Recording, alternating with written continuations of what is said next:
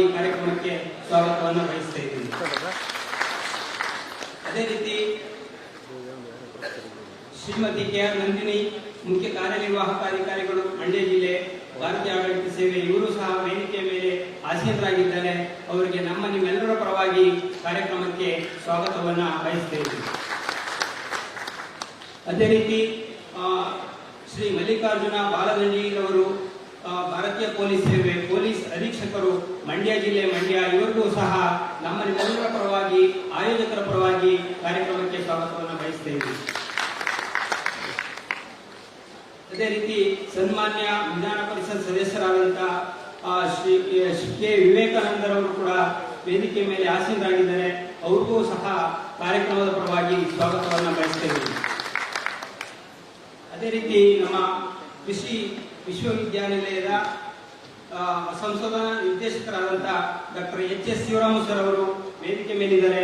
ಅವರು ಕೂಡ ನಮ್ಮ ನಿಮ್ಮೆಲ್ಲರ ಪರವಾಗಿ, ಜಿಲ್ಲೆಯ ರೈತರ ಪರವಾಗಿ ಈ ಒಂದು ಕಾರ್ಯಕ್ರಮಕ್ಕೆ ಸ್ವಾಗತವನ್ನ ಬಯಸ್ತಾ ಇದ್ದೀವಿ. ಅದೇ ರೀತಿ ನಮ್ಮ ಕೃಷಿ ಮಹಾವಿದ್ಯಾಲಯದ ಡೀನ್ರವರಾದಂತಹ ಡಾಕ್ಟರ್ ಚಂದ್ರಪ್ಪ ಸರ್ ಅವರು ಕೂಡ ವೇದಿಕೆ ಮೇಲೆ ಆಸೀನರಾಗಿದ್ದಾರೆ. ಅವರು ಕೂಡ ನಮ್ಮ ನಿಮ್ಮೆಲ್ಲರ ಪರವಾಗಿ ಕಾರ್ಯಕ್ರಮಕ್ಕೆ ಸ್ವಾಗತವನ್ನು ಬಯಸ್ತಾ ಇದ್ದೀವಿ. ಅದೇ ರೀತಿ ಡಾಕ್ಟರ್ ಅಶೋಕ್ ರವರು, ಜಿಲ್ಲಾ ಜಂಟಿ ಕೃಷಿ ನಿರ್ದೇಶಕರು, ಅವರಿಗೂ ಕೂಡ ಈ ಒಂದು ಕಾರ್ಯಕ್ರಮಕ್ಕೆ ಸ್ವಾಗತವನ್ನು ಬಯಸ್ತಾ ಇದ್ದೀವಿ.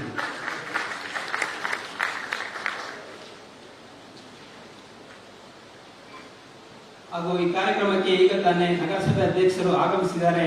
ಅವರು ಕೂಡ ನಮ್ಮ ನಿಮ್ಮೆಲ್ಲರ ಪರವಾಗಿ ಈ ಕಾರ್ಯಕ್ರಮಕ್ಕೆ ಸ್ವಾಗತವನ್ನು ಬಯಸ್ತಾ ಇದ್ದೀವಿ. ಅದೇ ರೀತಿ ಈ ಒಂದು ಕಾರ್ಯಕ್ರಮಕ್ಕೆ ಮಾನ್ಯ ಕೃಷಿ ಸಚಿವರು, ಕರ್ನಾಟಕ ಸರ್ಕಾರ, ಮಂಡ್ಯ ಹಾಗೂ ಮಂಡ್ಯ ಜಿಲ್ಲೆ ಉಸ್ತುವಾರಿ ಸಚಿವರು ಕೂಡ ಆಗಮಿಸಬೇಕಾಗಿತ್ತು. ಅವ್ರಿಗೂ ಅವರ ಅನುಪಸ್ಥಿತಿಯಲ್ಲಿ ಈ ಕಾರ್ಯಕ್ರಮಕ್ಕೆ ಸ್ವಾಗತವನ್ನು ಬಯಸ್ತಾ ಇದ್ದೀವಿ. ಅದೇ ರೀತಿ ಈ ಕಾರ್ಯಕ್ರಮಕ್ಕೆ ಆಗಮಿಸಿರ್ತಕ್ಕಂಥ ಜಿಲ್ಲೆಯ ರೈತ ಬಾಂಧವರು ಹೆಚ್ಚಿನ ಸಂಖ್ಯೆಯಲ್ಲಿ ಆಗಮಿಸಿದ್ದಾರೆ. ಅವ್ರಿಗೂ ಕೂಡ ಕೃಷಿ ವಿಶ್ವವಿದ್ಯಾನಿಲಯದ ಪರವಾಗಿ ಹಾಗೂ ನಮ್ಮೆಲ್ಲರ ಪರವಾಗಿ, ನಿಮ್ಮೆಲ್ಲರ ಪರವಾಗಿ ಅವರಿಗೆ ತುಂಬು ಹೃದಯದ ಸ್ವಾಗತವನ್ನ ಬಯಸ್ತಾ ಇದ್ದೀವಿ. ಹಾಗೂ ನಮ್ಮ ಕೃಷಿ ಮಹಾವಿದ್ಯಾಲಯದ ಅಧಿಕಾರಿಗಳು ಹಾಗೂ ಸಹ ಸಂಶೋಧನಾ ನಿರ್ದೇಶಕರು ಮತ್ತೆ ಸಹ ಸಂಶೋಧನಾ ನಿರ್ದೇಶಕರಾದಂತಹ ಶಿವಕುಮಾರ್ ಸರ್ ಅವರಿಗೂ ಈ ಒಂದು ಕಾರ್ಯಕ್ರಮಕ್ಕೆ ಸ್ವಾಗತವನ್ನು ಬಯಸ್ತಾ ಇದ್ದೀವಿ. ಅದೇ ರೀತಿ ಡಾಕ್ಟರ್ ತಿಮ್ಮಪ್ಪ, ಪ್ರಧಾನ ವಿಜ್ಞಾನಿಗಳು, ಕೃಷಿ ತಂತ್ರಜ್ಞಾನ ಅಳವಡಿಕೆ ಮತ್ತು ಸಂಶೋಧನಾ ಸಂಸ್ಥೆ, ಬೆಂಗಳೂರು, ಇವರಿಗೂ ಕೂಡ ಈ ಕಾರ್ಯಕ್ರಮಕ್ಕೆ ಸ್ವಾಗತವನ್ನು ಬಯಸ್ತಾ ಇದ್ದೀವಿ. ಅದೇ ರೀತಿ ಜಿ.ಆರ್. ಪ್ರಶಾಂತ್ ರವರು, ಮಾನ್ಯ ಅಧ್ಯಕ್ಷರು, ಗಾಣದಾಳು ಗ್ರಾಮ ಪಂಚಾಯಿತಿ, ಇವರಿಗೂ ಸಹ ಈ ಒಂದು ಕಾರ್ಯಕ್ರಮಕ್ಕೆ ತುಂಬು ಹೃದಯದ ಸ್ವಾಗತವನ್ನು ಬಯಸ್ತಾ ಇದ್ದೀವಿ. ಅದೇ ರೀತಿ ಸಿ.ಆರ್. ಮಂಜುನಾಥ್ ಗೌಡರವರು, ಮಾನ್ಯ ರಾಜ್ಯ ಆಡಳಿತ ಅಧ್ಯಕ್ಷರು, ಕರ್ನಾಟಕ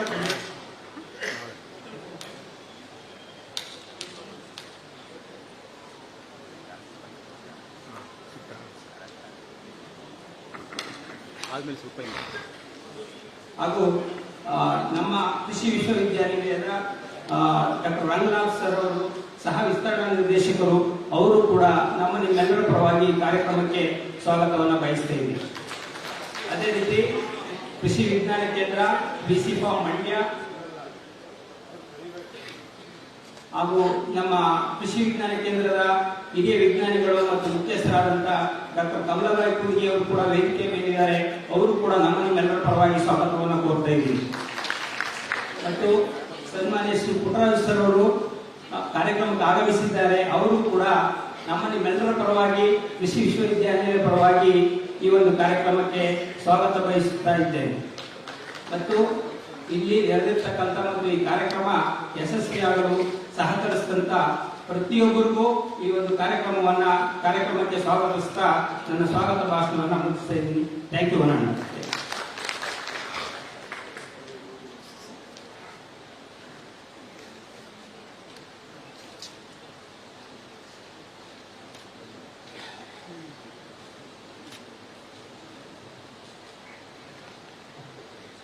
ಈಗಷ್ಟೇ ವೇದಿಕೆಗೆ ಆಗಮಿಸುತ್ತಿರುವಂತಹ ಶ್ರೀ ಎಸ್.ಆರ್. ಮಂಜುನಾಥ್ ಗೌಡ, ಮಾನ್ಯ ರಾಜ್ಯ ಆಡಳಿತ ಅಧ್ಯಕ್ಷರು, ಕರ್ನಾಟಕ ಪ್ರದೇಶ ಕೃಷಿಕ ಸಮಾಜ ಬೆಂಗಳೂರು ಅವರನ್ನು ವೇದಿಕೆಗೆ ಆತ್ಮೀಯವಾಗಿ ಸ್ವಾಗತಿಸುತ್ತೇನೆ.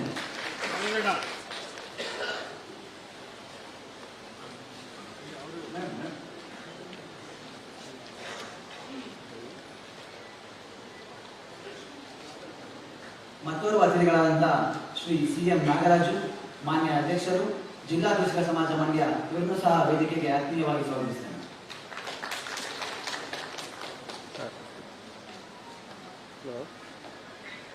ಜಿಲ್ಲೆಯ ನೆಚ್ಚಿನ ಸಂಸದರು, ಕೇಂದ್ರ ಮಂತ್ರಿಗಳು, ಮಣ್ಣಿನ ಮಗ ಎಂದೇ ಖ್ಯಾತಿಯಾಗಿರುವ ರೈತರ ಒಡನಾಡಿ, ರೈತರ ಕಷ್ಟ ಸುಖಗಳಿಗೆ ಸದಾ ಸ್ಪಂದಿಸುತ್ತಿರುವಂತಹ ಮಾನ್ಯ ಉಕ್ಕು ಮತ್ತು ಬೃಹತ್ ಕೈಗಾರಿಕೆ ಸಚಿವರು ಭಾರತ ಸರ್ಕಾರ ಶ್ರೀ HD ಕುಮಾರಸ್ವಾಮಿ ಅವರು ರೈತರನ್ನು ಉದ್ದೇಶಿಸಿ ಮಾತನಾಡಬೇಕೆಂದು ವೇದಿಕೆಗೆ ಪ್ರೀತಿಯಿಂದ ಸ್ವಾಗತಿಸುತ್ತೇನೆ.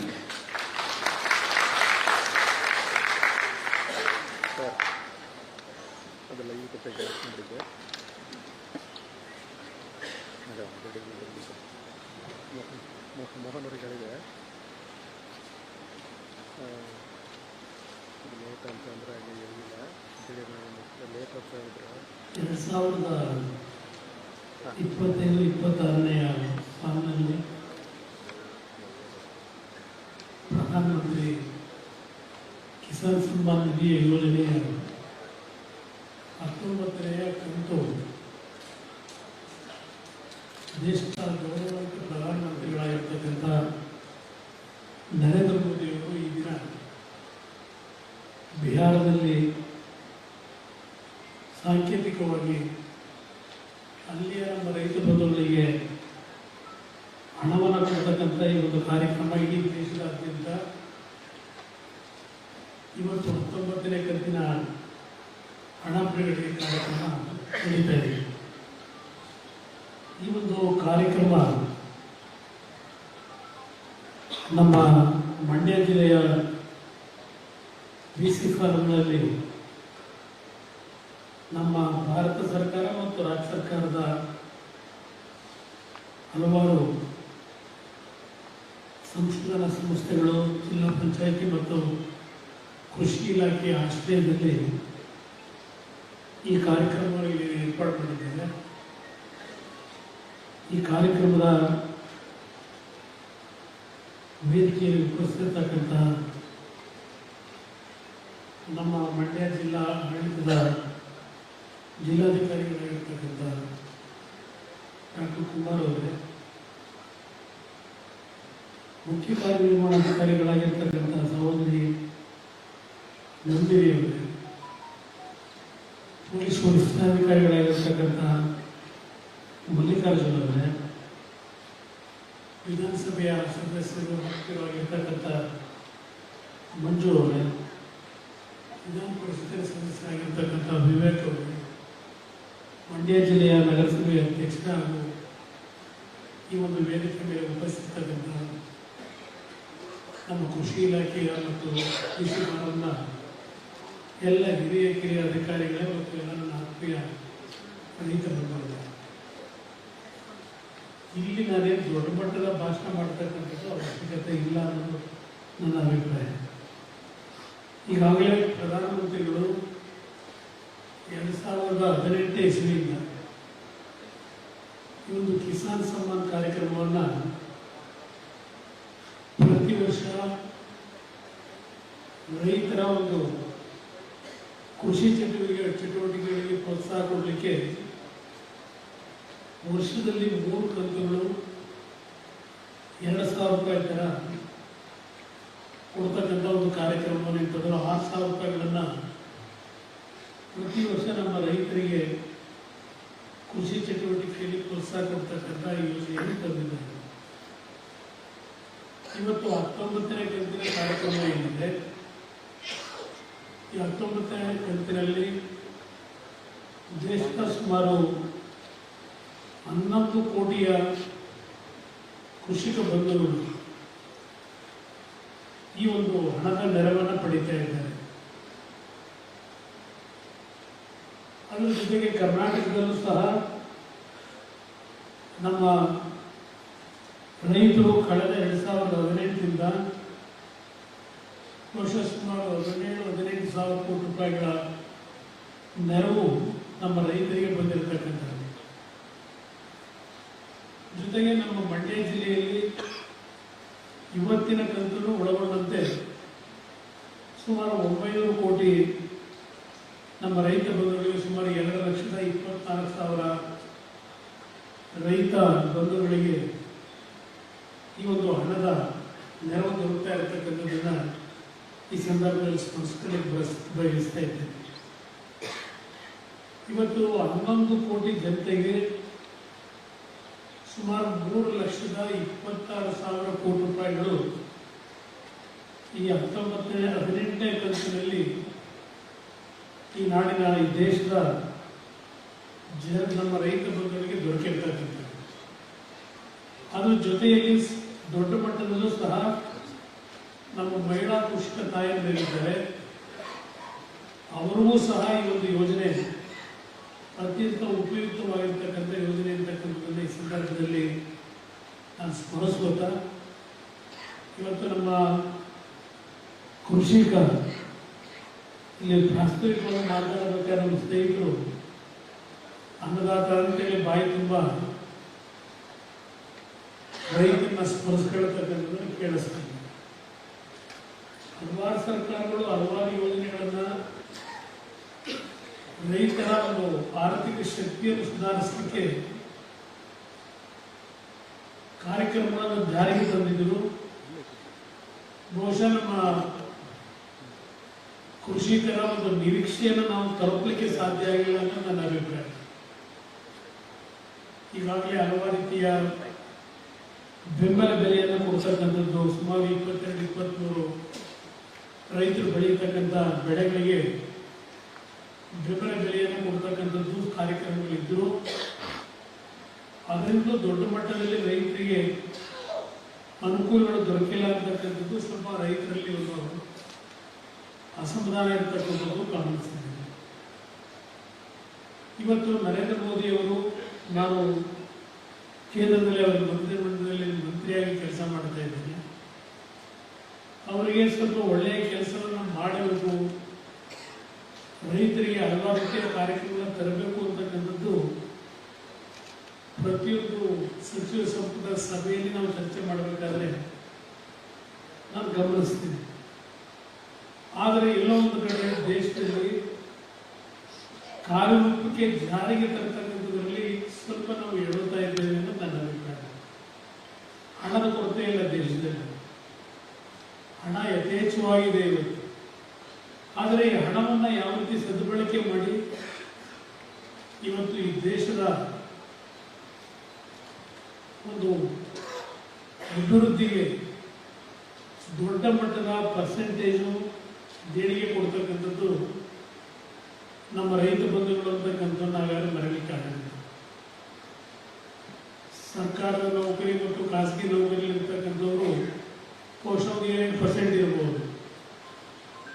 ಆದರೆ ಇವತ್ತು ರೈತರು ಸುಮಾರು 45-50% ರೈತರ ದುಡಿಮೆ ನಮ್ಮ ದೇಶದ ಅಭಿವೃದ್ಧಿಗೆ ದೊಡ್ಡ ಶಕ್ತಿ ಅಂತಕ್ಕಂಥದ್ದನ್ನ ನಾವ್ಯಾರು ಮರೀಲಿಕ್ಕಾಗಲ್ಲ. ಅದರಿಂದ ಇವತ್ತು ನಮ್ಮ ರೈತರ ಪರವಾಗಿ ಹಲವಾರು ರೀತಿಯ ಯೋಜನೆಗಳು ಜಾರಿಗೆ ಬರಬೇಕು ಅಂತಕ್ಕಂಥದ್ದೇನಿದೆ. ಬಹುಶಃ ಮುಂದಿನ ದಿನಗಳಲ್ಲಿ ಈ ವರ್ಷ ಕೆಲವು ರೈತ ಪರವಾದಂಥ ಯೋಜನೆಗಳಿಗೆ ಕಾರ್ಯಕ್ರಮಗಳನ್ನು ರೂಪಿಸ್ತಾ ಇದ್ದಾರೆ.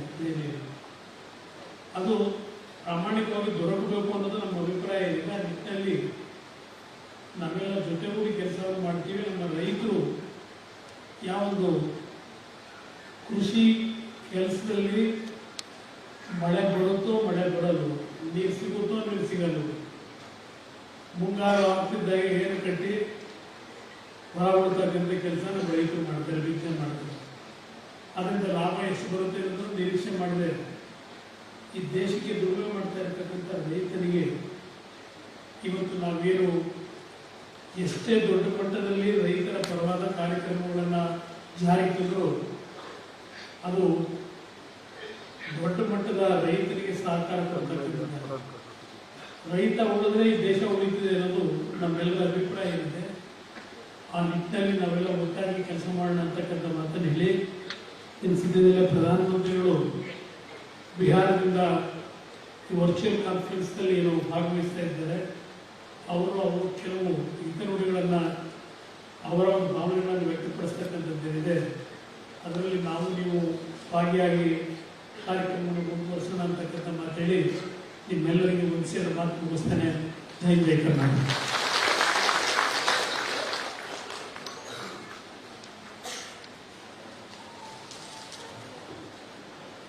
ಮಣ್ಣಿನ ಮಗ ಎನ್ನುವ ಮಾತು ಕೇವಲ ಮಾತುಗಳಿದ್ರೆ ಸಾಲದು,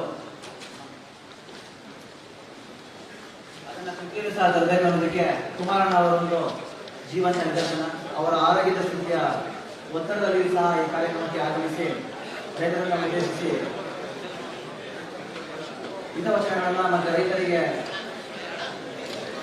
ಆಶಾದಾಯಕ ಮಾತನಾಡುವಂತಹ ಕುಮಾರಣ್ಣ ಅವರಿಗೆ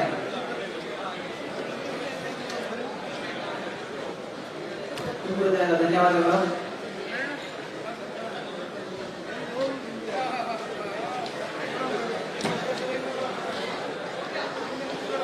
ಪ್ರಧಾನಮಂತ್ರಿ ಕಿಸಾನ್ ಸನ್ಮಾನ್ ನಿಧಿ ಯೋಜನೆಯ 19ನೇ ಕಂತು ಬಿಡುಗಡೆಯ ನೇರ ವೀಕ್ಷಣೆ ಸಮಾರಂಭ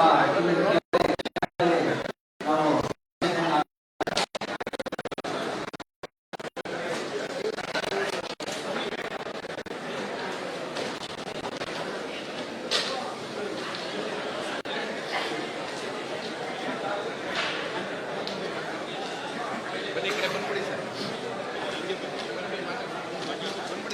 ದಯವಿಟ್ಟು ಬನ್ನಿ ಈ ಕಡೆ ಬನ್ನಿ.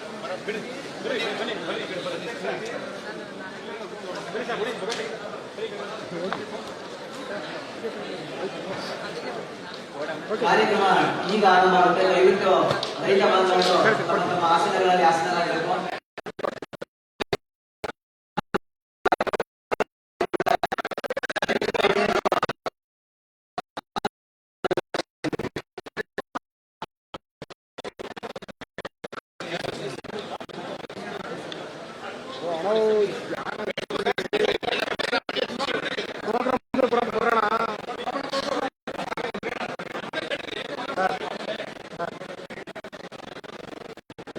ಮುಗಿತೀಗ ನೆಕ್ಸ್ಟ್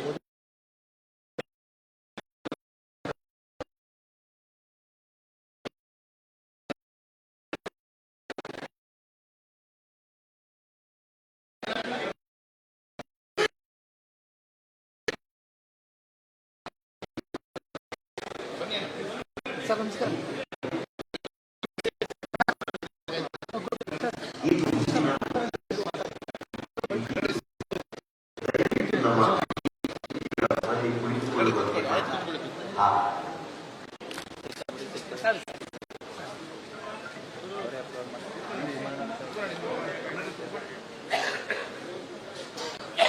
ಇಲ್ಲಿ ಉಪಸ್ಥಿತರಿರುವ ಎಲ್ಲ ವೀಕ್ಷಕರೇ, ಇದು ನನ್ನ ವಿನಂತಿಯಾಗಿದೆ. ಸ್ಪೀಕರನ್ನು ಅಳವಡಿಸಲಾಗಿದೆ, ತಂತಿಯುಳ್ಳ, ಆದರೆ ದಯವಿಟ್ಟು ಬೇರಕ್ಕೆ ಹೋಗಬೇಡಿ. ಇಲ್ಲಿಂದ ವಸತಿಗೃಹಕ್ಕೆ ಹೋಗುವಾಗ ನಿಮಗೆ ಸ್ವಲ್ಪ ಅನಾನುಕೂಲತೆ ಉಂಟಾಗುತ್ತದೆ. ದಯವಿಟ್ಟು ಕಾಳಜಿ ವಹಿಸಿ. ಕೇಂದ್ರ ಸಚಿವರಾದ ಗೌರವಾನ್ವಿತ ಶ್ರೀಗಿರಿ ರಾಜಸಿಂಗಿ ಅವರನ್ನು ಉದ್ದೇಶಿಸಿ ಮಾತನಾಡುವಂತೆ ನಾನು ವಿನಂತಿಸುತ್ತೇನೆ. ಸಫಲ ನಾವು ಹೋಳಿ ಭಾರತದ ಹಬ್ಬ. ಸನ್ಮಾನ್ಯ ಶ್ರೀ ನರೇಂದ್ರ ಮೋದಿ ಅವರು, ಗೌರವಾನ್ವಿತ ಪ್ರಧಾನಮಂತ್ರಿಗಳು, ಭಾರತ ಸರ್ಕಾರ ಅವರು ಏನು ಈ ದಿನ ಬಿಹಾರ ರಾಜ್ಯದ ಬಾಗಲ್ಕೋಟ್ ಜಿಲ್ಲೆಯಲ್ಲಿರುವಂತಹ ಈ ಒಂದು ಕಾರ್ಯಕ್ರಮದಲ್ಲಿ ಏನು ರೈತರನ್ನು ಉದ್ದೇಶಿಸಿ ಮಾತನಾಡ್ತಾರೆ ಅದನ್ನ ಕನ್ನಡಕ್ಕೆ ಅನುವಾದಗೊಳಿಸಿ ನೇರವಾಗಿ ಕನ್ನಡದಲ್ಲೇ ನಾವು ಇವತ್ತು ವೀಕ್ಷಣೆ ಮಾಡಬಹುದು. ಈ ಆನ್ಲೈನ್ ಕಾರ್ಯಕ್ರಮ ನೇರವಾಗಿ ಕನ್ನಡಕ್ಕೆ ಅನುವಾದ ಆಗ್ತಾ ಇದೆ. ನರೇಂದ್ರ ಮೋದಿಯವರಿಗೆ ದೀರ್ಘಾಯುಷ್ಯವಿದೆ.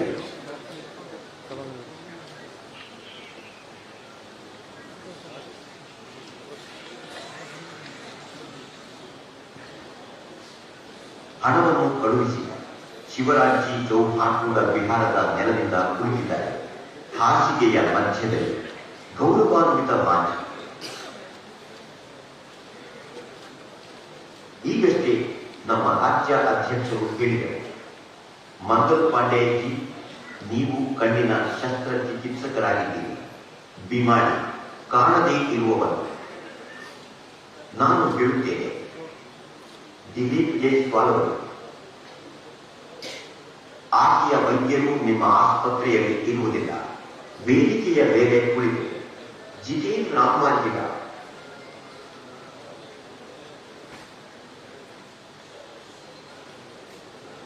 ಸರ್